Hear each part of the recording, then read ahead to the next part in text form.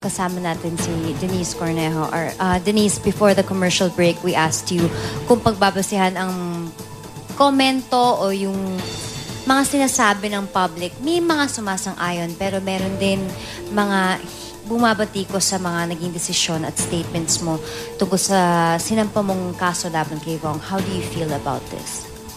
Una po sa lahat, nauunawaan ko po dahil marami po nagmamahal at sumusuporta po kay Kuya Vong. At trabaho lang po ng mga tao na sa mga media gawin po yung trabaho po nila. Masakit, pero kinakaya ko po. Hindi, tsaka actually, syempre aware ka ng public sympathy na kay Vong, no? So anong masasabi mo dun? Masabi ko lang po, kung mapapansin niyo po, lagi na lang po ang panig ni Vong. Di pa po naririnig, di pa po nabibigyan ng pagkakataon magsalita ang mga taong naapektuhan at biktima. Sa pagharap mo sa kasong ito, sa mga interviews mo, pag nagko-comments ka, we see that you're very brave. Parang talagang matapang ka at meron ka pa pang kinakatakutan, Denise? Kung wala kang ginagawang mali, wala kang kailangang ikatakas, walang kailangang ikatakot. Alam mo ang katotohanan, alam mo kung saan ka, limitasyon mo. Yun lang po. Kinatatakutan mo ba si Cedric Lee? Hindi po. Meron ba dapat katakutan kay Cedric Lee? Sabi ko po, kung alam niyo pong katotohanan, walang kailangan katakutan. Okay. Pero sa kalagitnaan ng lahat, no? Nakakatulog ka pa ba? How are you coping? Dadasal po ako. Gabi-gabi po. So, pero ngayon, like now as we speak, parang ano ang laman ng puso ni Denise? Unawa. Sakit. Yun po. Saan ka kumukuha ng lakas these days? Ever since God-fearing po ako Trabaho ko pong magpabago, mag-inspire, magsalita sa maraming tao. Yun po. Hindi, pero di ba, the strange thing is dahil sa kontrobersyang, because you are at the center of the storm, no? Maraming nagka-interest sa'yo at maraming lumalabas sa internet at maraming nakiklaim na parang nagpa-enhance ka ron ng mga facial features. Kahit ikutin pa po nila sa buong mundo lahat ng klinika, wala po akong pinabago. Aside po dun sa ipin ko, dahil bata pa po ako noon at wala naman po masama ako magpa-brace. Yun lang po. At this point, syempre hindi maiiwasan na marami talaga ang naghusga kay Vong, kay Cedric at sa'yo. Sino ba talaga si Denise na dapat nilang makilala? Isa-isahin natin, ha? Okay, sino si Denise bilang kaibigan? Tapat, hindi ka iiwan sa ere, paglalaban ka. Sino si Denise bilang kapatid? Tuturo sa'yo kung ano ang tama, hindi ka kakampihan pag mali ka. At sino naman si Denise bilang anak? Masunurin, may takot sa magulang, paglalaban hanggang kamatayan. Denise, madaming kong may question sa'yo. Sabihin na natin nung nakita nila ang CCTV, nung sumakay ka sa elevator, you were seen smiling or was it laughing? What was behind that? Ba't ka nagkaroon ng ganun na reaksyon? Una po sa lahat, hindi pa po namin napapanood, kakaroon ng kopya sa CCTV. Kung tutuusin, nanakawan nga po ko after that incident. Hinihingi ko yung CCTV. Lahat ng pinaghirapan ko. Gusto ko malaman kung sinong kumuha dahil pangalawang beses na daw yun nangyari sa condo na yun. Ayaw pong ibigay sa akin. Kung nakikita po nilang panig taas. Wala naman po nakapagsasabi doon na may date tsaka time. Kaya pasensya na po. Hindi po ako makapangyarihan. Nasasaktan din po ako sa mga maling nakikita at mali ko pong natatanggap. And then, your parents, syempre, I'm sure talagang affected sila. Pero, kailan ka huling nakausap ng mga magulang mo?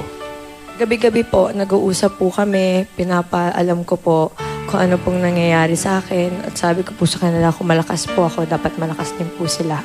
Pero, Heart, gusto ko lang balikan yung pwede. Yung kanina, isa natin bilang kapatid, anak, no? Sino si Denise bilang tao? May paninindigan, ipaglalaban ng karapatan, paglalaban ko ano yung katotohanan. Yun po. Sa mga interview mo, you seem to be alone. Bakit ayaw magpakita ng parents mo? Desisyon ko po yun. Laban ko po to, gulo ko po to, kakayanin ko po to. May tiwala po sila sa akin. Alang-alang lang po sa pamilya ko. Pero anong suporta ang natatanggap mo mula sa mga magulang? Pagdadasal po. Yun po. Are they here in the Philippines o nasa ibang bansa? My dad is in the States. My mom nasa bahay po.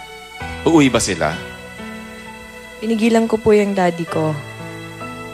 De, pero gusto mo, let's say, I'm sure nanonood yung parents mo ngayon, no?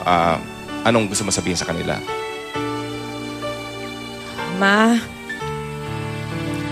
Daddy, salamat. Tinuruan niyo ako. Paglaban anong tama. Magpatawad.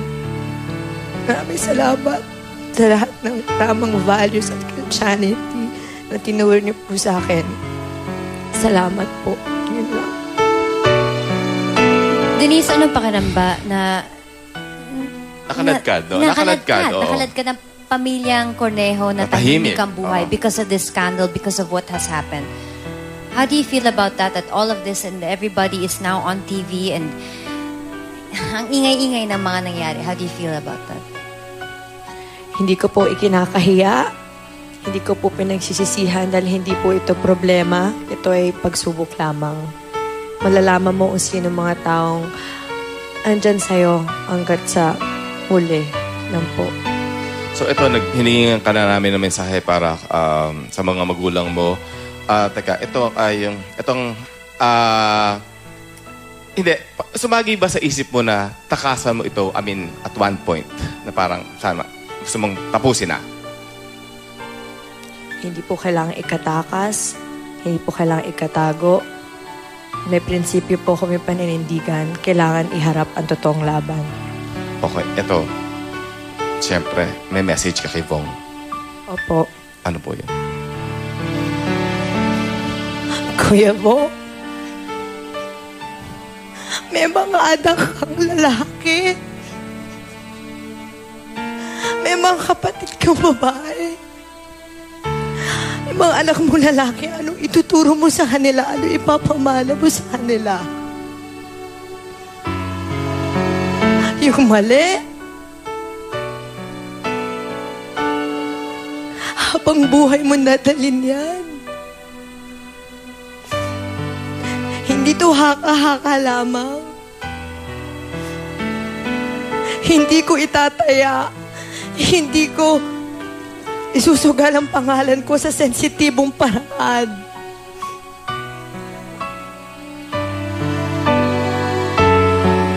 Kuya Bong, mag-isip ka. Mag-unawa. Pasensya na po, ganito po talaga ugali ko. Hindi ko po kasalanan na pinalaki ako ng magulang ko sa paglaban po anong katotohanan at karapatan. Hindi po ako nagtatapang-tapangan, pero prinsipyo po pinaglalaban ko dito. Kung sinasaktan niyo po ang isang rape victim na katulad ko, parang sinasaktan niyo na din ang mga rape victim, mga naabuso. Nanatahimik lang yung pang-ehemplo na ipapakita niyo. Kuya Bong, ngayon panalo ka. Pasensya na, simple lang ako, ito ang makapangyarihan.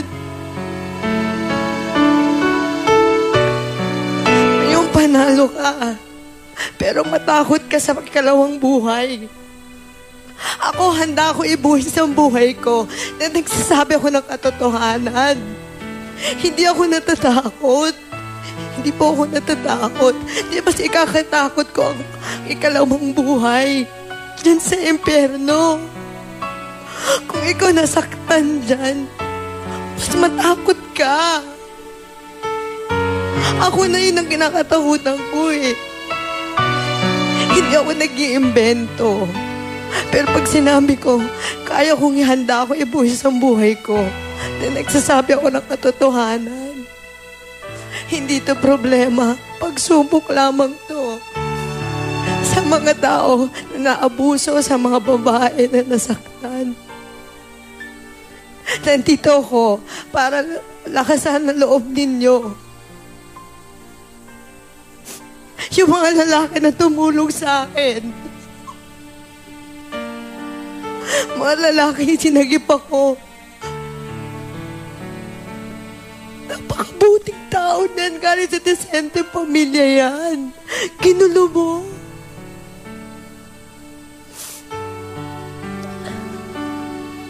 Sinasabi niyo, pinapakita niyo na marami silang koneksyon. Mayaman sila. Oo. Dahil sa sipag at tiyaga nila, kaya sila pinagkatiwala ng mga gobyerno. Bakit puro na lang? Ba't puro na lang kami? Sila na nga ang tumulong eh. Tinulungan nila ako, pinagtanggol nila ako. Kaya ito ang tamang oras para pagtanggol ko sila. Hindi nila to deserve.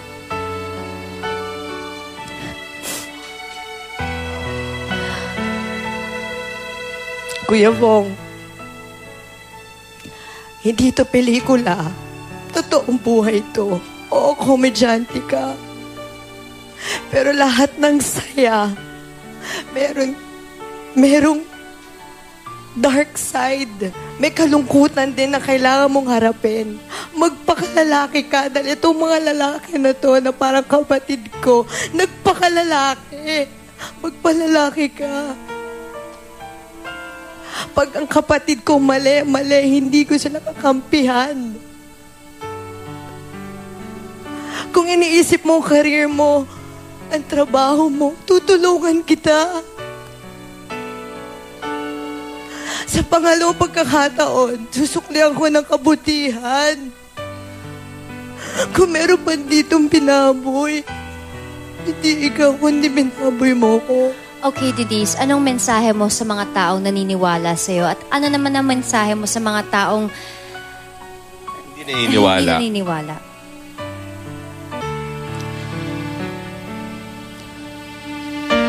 Sabi nga po nila, your action reflects kanong klaseng tao kayo. Hindi ko kayo uhusgahan dahil hindi ako nanguhusga ng tao. Ngayon, nagpapakasaya kayo, sinasaktan yung pamilya ko, mga kapatid ko, mga taong gusto kong pagtanggol, mga proyekto ko, mga kumpanya na tinulungan ko. Huwag kayo mag-alala. Poprotektahan ko kayo hanggat kaya ko. Sa mga tao na hindi naniniwala sa akin, salamat po. Sa mga taong naniniwala, salamat din po. Hindi pa po huli, nadadagdagan lang pong kasalanan ninyo. Kung akong instrumento para mapabagong isang tao, ipaglalaban ko ng kamatayan. Pero Denise, maraming salamat din sa tiwalang binigay mo sa Start Talk. Talagang you are a very brave and strong girl. Wait lang po. Kuya Bong, I will still pray for you. I will still pray for you. Na sana gumaling ka. Na sana yung family mo, maiintindihan din ako. Yun lang po. Thank you so much, Denise. Sa aming pagbabalik, makakasama naman natin si Attorney Dennis Manalo, ang abogado naman ni Bong Navarro. Magbabalik po ang startup. Maraming salamat, Denise. We will pray for you and for the quick resolution Salamat of this po. case. Maraming salamat. Magkabalik po kami.